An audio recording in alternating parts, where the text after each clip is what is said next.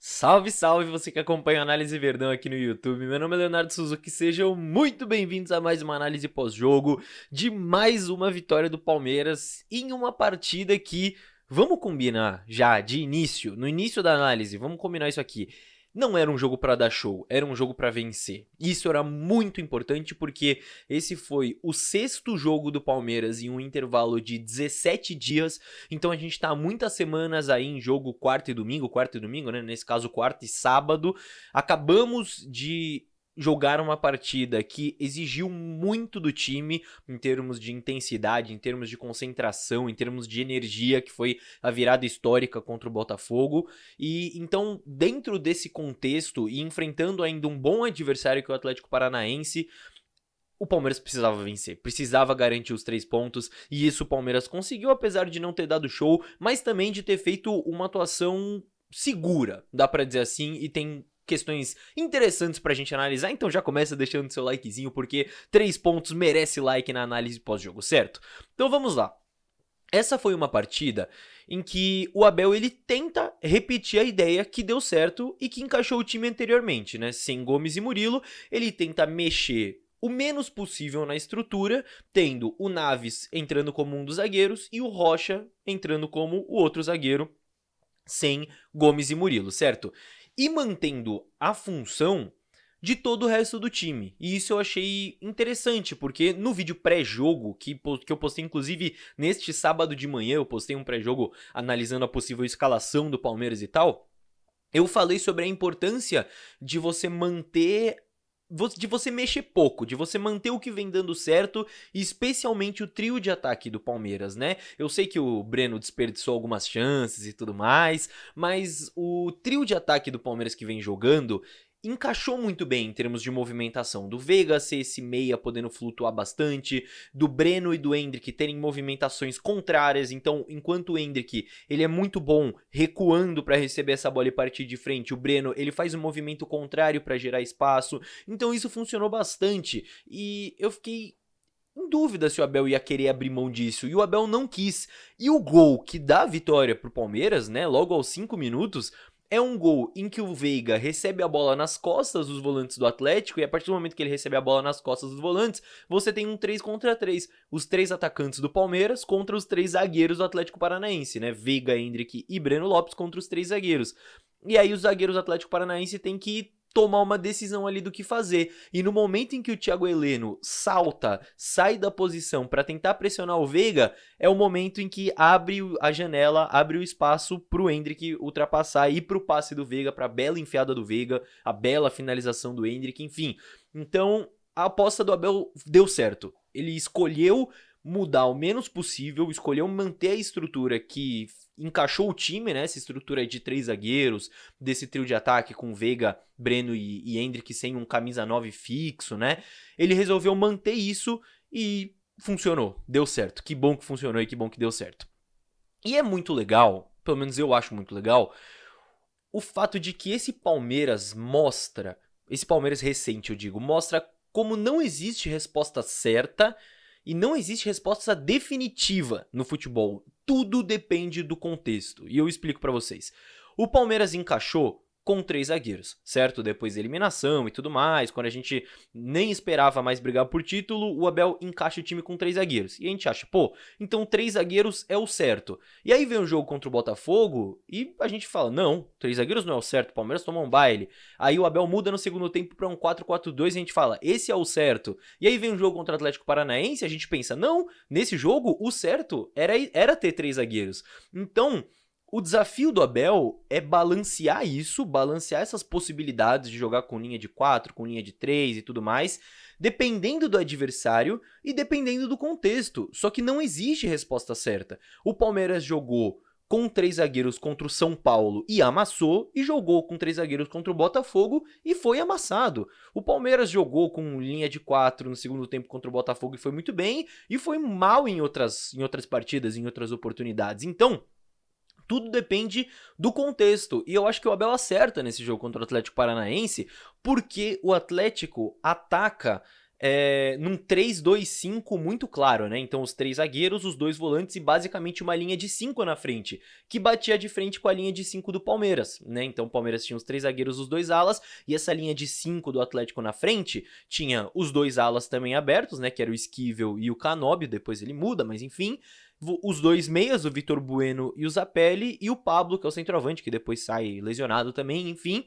E você tinha esse encaixe muito claro. E aí, o Rios e o Zé Rafael podiam encaixar nos 2 volantes, no Eric e no Fernandinho, e você tinha o trio de ataque do Palmeiras com os 3 zagueiros do Atlético Paranaense, como eu falei anteriormente. Então era um encaixe muito claro. Depois o Abel até troca isso no segundo tempo, para dar um pouco mais de segurança. Então, em vez dele deixar esse 1-1, ele coloca o Breno e o Endrick para marcar os 3 zagueiros do Atlético. Então, ele tira um jogador dessa pressão nos zagueiros, deixa os zagueiros com um pouco mais de liberdade para proteger um pouco mais atrás. Então, ele coloca o Veiga para marcar o Fernandinho, o Richard Rios para marcar o Alex Santana, o Zé Rafael para marcar o Vitor Bueno. Então, um cuidado maior nesse meio-campo, e aí você passa a ter um jogador sobrando, um zagueiro sobrando lá atrás, para trazer um pouco mais de segurança nesse sentido. Mas o ponto é, o encaixe de marcação estava claro, e não era um encaixe complicado, não era um encaixe que confundia muito, como foi contra o Botafogo, por exemplo, por causa das características do time do Botafogo.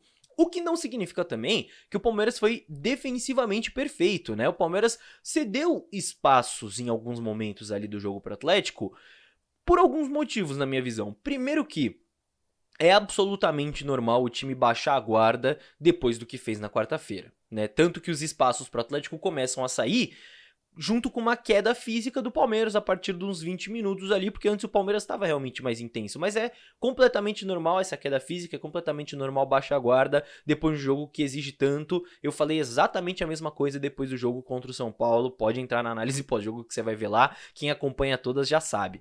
Outro motivo, o time do Atlético é muito bom, é um bom time, com bons jogadores, organizado, então esse também é um fator. E um outro fator importante, estávamos sem os 2 pilares da nossa defesa, Gustavo Gomes e Murilo. Então, dentro desse contexto, o Palmeiras cedeu espaço em alguns momentos foi um pouco lento para trocar as marcações, muito por causa desse desgaste, aí eu acho que principalmente na dupla de volantes, no Zé Rafael e no Richard Rios. Depois o Abel coloca o Fabinho e corrige um pouco mais isso, o time fica um pouco mais seguro, mas eu acho que rolou um pouco uma lentidão, um negócio ali. Não foi uma partida perfeita defensivamente falando, né? O Atlético encontrou alguns espaços na intermediária para bater de fora, para gerar situações de cruzamento e tudo mais.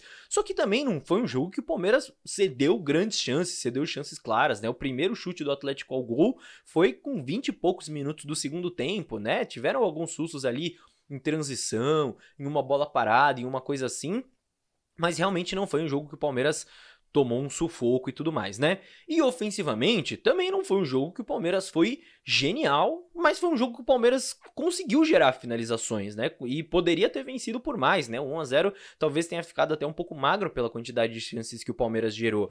E é interessante porque eu falei desse embate dos esquemas, né, de como esses esquemas encaixaram a marcação do Palmeiras no ataque do Atlético, e o Palmeiras conseguiu bagunçar um pouco esse encaixe dos esquemas no momento em que o Palmeiras tinha a bola, através de alguns pontos, né? Primeiro, o posicionamento do Luan, que mais uma vez o Abel manteve, né, que foi um dos fatores que encaixou o time. Ele mantém o Luan como um zagueiro central, ele continua com essa variação de posicionamento e isso ajuda a bagunçar um pouco a marcação do adversário ali na saída de bola.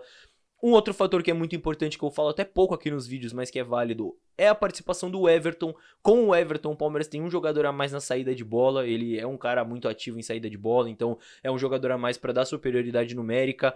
E também a movimentação de outros jogadores, né? O Rios, o Zé Rafael, muitas vezes eles estão baixando, estão abrindo, às vezes o Endrick vem, o Veiga vem, então tudo isso ajuda a dar uma bagunçada ali na marcação do adversário também. E o Palmeiras gerou a chance de gol no começo. No finalzinho do primeiro tempo, o Mike tem uma chance de cabeça que o Bento faz uma baita defesa. O Breno teve, acho que pelo menos umas 3 chances de finalização ali no segundo tempo. Teve um contra-ataque do Piquerez, que era um 4-2, que o Piquerez chuta pra fora. Enfim, vários contra-ataques desperdiçados no segundo tempo, né? Até que não geraram finalizações. Tem um do Flaco Lopes, que é um 3-2 ali, que ele tenta um toque de calcanhar, acaba errando. Então, enfim, Palmeiras desperdiçou oportunidades, desperdiçou finalizações, desperdiçou contra-ataques, ainda bem que não fizeram falta, Mas, novamente, como eu disse, eu acho que era um jogo pra vencer e não pra dar show diante de todo esse contexto complicadíssimo após uma virada histórica, um time cansado, muitos jogos em um intervalo curto de tempo e tudo mais, certo? E contra um ótimo adversário, e sem Gomes e Murilo, e quinta vitória seguida, olha só quantos fatores aí pra gente comemorar esses 3 pontos, certo, meus amigos? Agora, empatamos com o Botafogo no número de pontos, certo?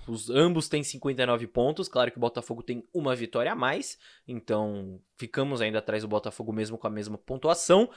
E o Botafogo tem 2 jogos a menos, como é sabido, né? Nessa rodada o Botafogo joga só na segunda-feira, então eles têm 2 jogos a menos, só que assim, são 2 jogos fora de casa contra o Vasco agora na segunda-feira, que é um time que precisa desesperadamente da vitória, tá brigando contra o rebaixamento, e contra o Fortaleza fora, que também é um time que tá brigando por vaga em Libertadores porque perdeu a final da Sul-Americana. Então assim, são 2 jogos a menos, mas são 2 jogos a menos bem complicados, tá? Pro Botafogo. Então, acho que de fato o Palmeiras conseguiu encostar real, assim, de verdade. E não só o Palmeiras, né?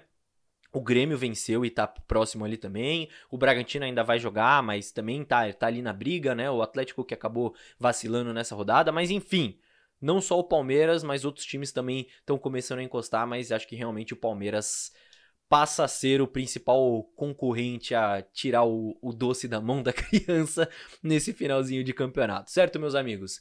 E a próxima rodada vai ser boa, tá? Porque na próxima rodada a gente tem Botafogo e Grêmio. Então é um jogo que é em casa pro Botafogo, que pra ele seria muito importante vencer, mas contra um Grêmio que vem bem, que vem, se não me engano, de 3 ou 4 vitórias seguidas. E o Palmeiras vai ter o jogo mais difícil daqui até o final da campanha, que é o Flamengo fora de casa, né? O Palmeiras vai ter outros jogos contra bons adversários e tudo mais, mas nenhum vai ser um desafio maior do que enfrentar o Flamengo fora de casa. Então, é uma rodada em que tudo pode acontecer, é uma rodada em que se o Botafogo abrir 1 ou 2 pontos do Palmeiras, a gente vai ter que lidar com isso, porque realmente é uma rodada mais favorável para eles do que pra gente. O importante é a gente visualizar esse médio prazo, né, vamos dizer assim, até o fim do campeonato. Mas, enfim, o importante é que o Palmeiras tá mantendo uma regularidade, tá com uma sequência de vitórias muito importante e está na cola do Botafogo. Certo, meus amigos?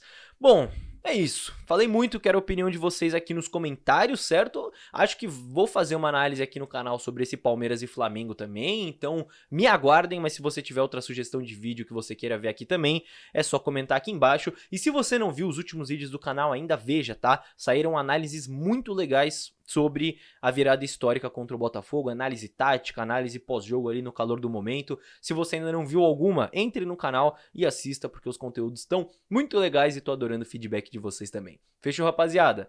No mais é isso, muito obrigado pela companhia de todos em mais um vídeo, vejo vocês no próximo. Tchau, tchau!